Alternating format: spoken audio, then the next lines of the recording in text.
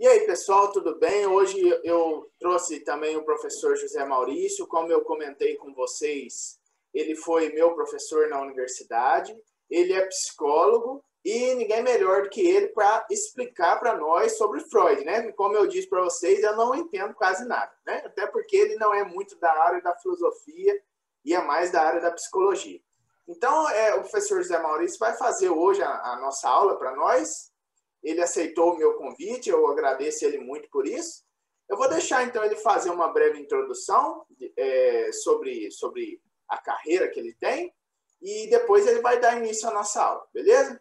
Então, vamos lá. Pode seguir aí, professor. Então, bom dia, Mauro. Bom dia aos seus alunos, né? É um prazer falar novamente com você depois de algum tempo, né? Espero que esteja tudo bem aí com vocês todos. O meu nome é José Maurício, já falou. Eu fui professor durante mais de 30 anos na Universidade Federal de São João del Rei. Atualmente estou trabalhando no Centro Universitário Presidente Tancredo de Almeida Neves e sou psicólogo formado desde 81. Vão fazer 40 anos, né? Então, nesse tempo, boa parte dele eu atendi em consultório, né, no começo da minha vida, e depois, mais recentemente, depois que eu aposentei na universidade em 2015, voltei a atender. Então, a minha vida, praticamente, o que a gente poderia apresentar seria isso aí, não é? Eu vou tentar compartilhar aqui uma tela para ver se os meninos veem aí aquilo que eu estou querendo. Eu começo apresentando para vocês quem foi, né, Sigmund Freud. Sigmund Freud, conforme a gente apresenta aí, nasceu em Freiburg, hoje é a cidade de Pribor, na República Tcheca, mas que na época pertencia ao chamado Império Austro-Húngaro, né? Freud é de família judia e nasceu em maio de 1858. Morreu no início da Segunda Guerra Mundial, em 1939, né? Portanto, o tempo de vida dele é esse, que contempla a segunda metade do século XIX e praticamente a primeira metade do século XX. Foi um médico neurologista e psiquiatra e criador da psicanálise, que para nós é importante porque ela revoluciona, de certa maneira, a forma de fazer psicoterapia. É claro que nos últimos anos há muita coisa que vem sendo reformulada, revista, criticada, mas de toda forma Freud é uma espécie de base aí da psicoterapia e o grande iniciador propriamente dessa psicologia do inconsciente, não é? Eu vou começar falando, já que eu comecei a mencionar o papel que Freud tem como grande criador da psicoterapia, eu lembro de um episódio que o Viktor Frankl, ele conta no livro dele de memórias. O Viktor Frankl diz que, do mesmo modo que lá numa sinagoga havia uma cadeira para o Rabino Low, que era com o qual ninguém se comparava, então haviam sempre duas cadeiras, a do Rabino Low e uma segunda cadeira que ficava vazia para quem presidisse a cerimônia poder ocupar, né? A tradição judaica é que tudo que é importante você fala sentado, nunca se você fala de pé. É o contrário da nossa tradição, né? Quando você vai falar alguma coisa importante, você fala sentado. Quando Jesus queria ensinar os seus apóstolos, ele se assentava para ele poder começar a ensinar. Então, ele faz essa alegoria e diz que, do mesmo modo que nessa sinagoga, que tinha a cadeira lá do Rabino Low, a posição de Freud é igualzinha, incomparável, diferente de todos, e todos os outros trazem boas contribuições, mas ele é que está acima de todas as outras coisas. E por que Freud ocupa esse papel na avaliação que Frank faz, que ele é também um psicanalista, embora tenha sido o criador da análise existencial, né? Por duas coisas que me parecem fundamentais, né, que essa contribuição de Freud traz. A primeira, vamos dizer assim, é a descoberta do inconsciente, né? Então, Freud vai definir e vai falar do homem como alguém que tem uma raiz, uma motivação, uma vida inconsciente. e que essa vida inconsciente tem uma chave diferente da vida consciente. Ela funciona de maneira diferente e ela conduz o homem pela vida, não é? Ela influencia a forma como o homem vai fazer as coisas. De maneira que esse papel do inconsciente é a grande descoberta dele que todo mundo menciona. Não simplesmente mencionar o inconsciente, porque isso vários outros filósofos e psicólogos já haviam mencionado. Mas Freud descobre a chave. Como é que eu acesso esse sistema? Como é que eu identifico? Como é que eu chego lá nesse sistema? Não é? Então, essa é a primeira grande importância. A segunda grande questão é porque ele justamente, a partir da noção de vitalismo que está discutido na filosofia romântica e depois reaparece em Nietzsche, não é?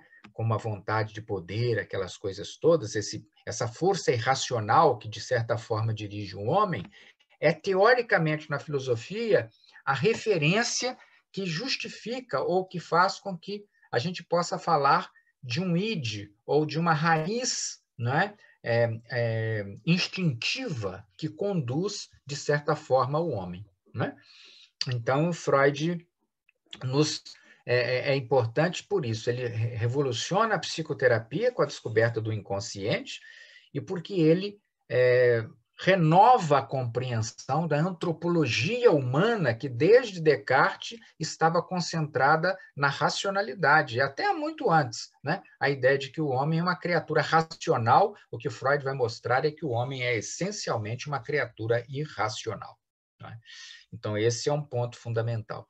E para poder explicar esse processo inconsciente, o Freud criou, vamos dizer assim, uma espécie de estrutura de personalidade que eu tenho aqui no cantinho, para ajudar os meninos a entenderem as coisas, eu coloquei ela aqui no canto, em que a gente tem uma estrutura consciente pequenininha, aqui o que aparece na nossa consciência, e a maior parte do que nós somos está aqui nesse sistema inconsciente.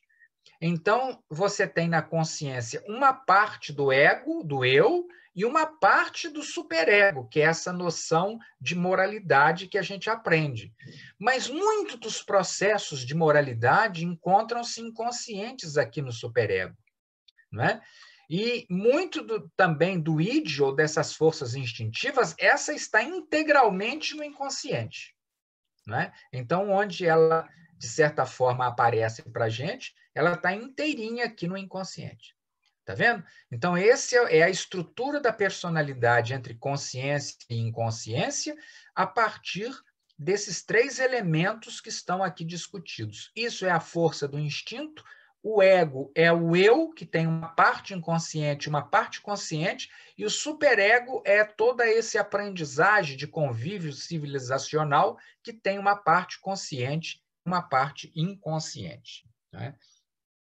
Em relação à psicoterapia, que eu havia falado que ele revolucionou a psicoterapia, a gente nota, eu vou aproveitar e lembrar disso para comentar os processos de transferência, porque todo o processo de psicoterapia de Freud se baseia na noção de transferência, isto é, o terapeuta assume, na medida em que ele interpreta, em que ele vai acompanhando o seu paciente, não é? Ele assume, vamos dizer assim, na inconsciência do paciente, certas funções, ou seja, o paciente transfere para ele certos afetos que tinha na infância.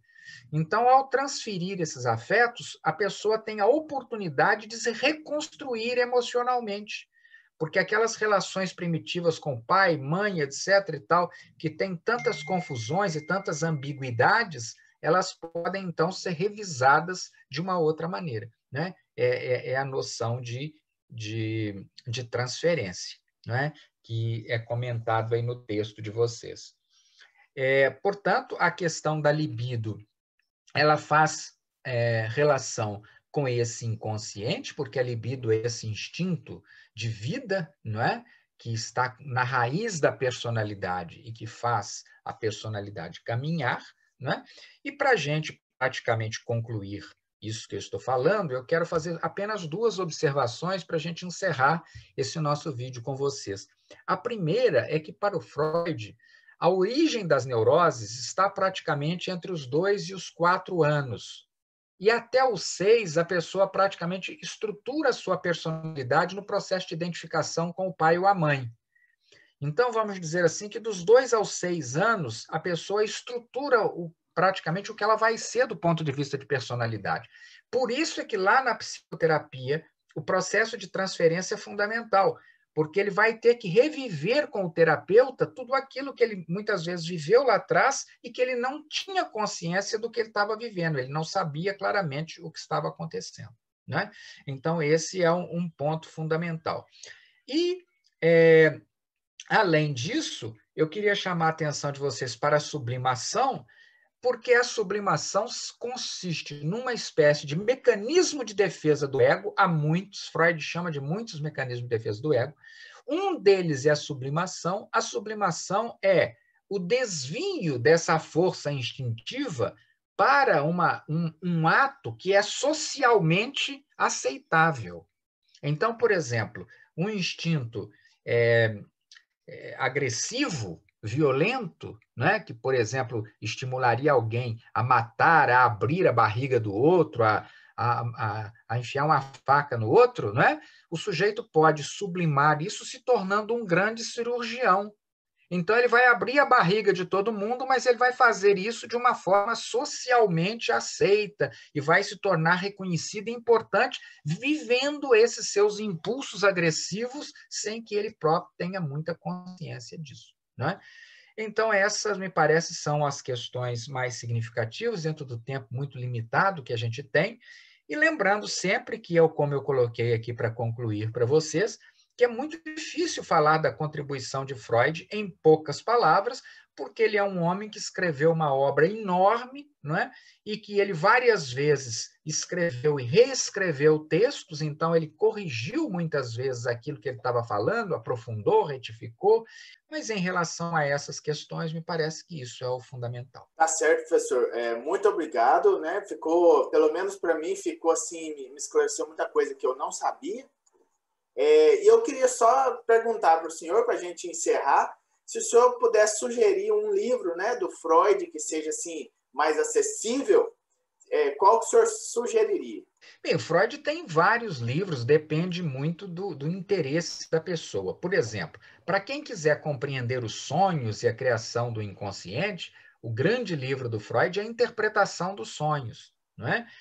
Para quem quiser compreender um pouco sobre aquelas explicações que o Freud vai construir no finalzinho da vida, já perto de morrer, um texto assim muito maduro, onde ele reflete sobre, por exemplo, por que havia uma perseguição histórica aos judeus. Então ele escreve Moisés e o monoteísmo, onde ele vai explicar a questão da religião judaica, né?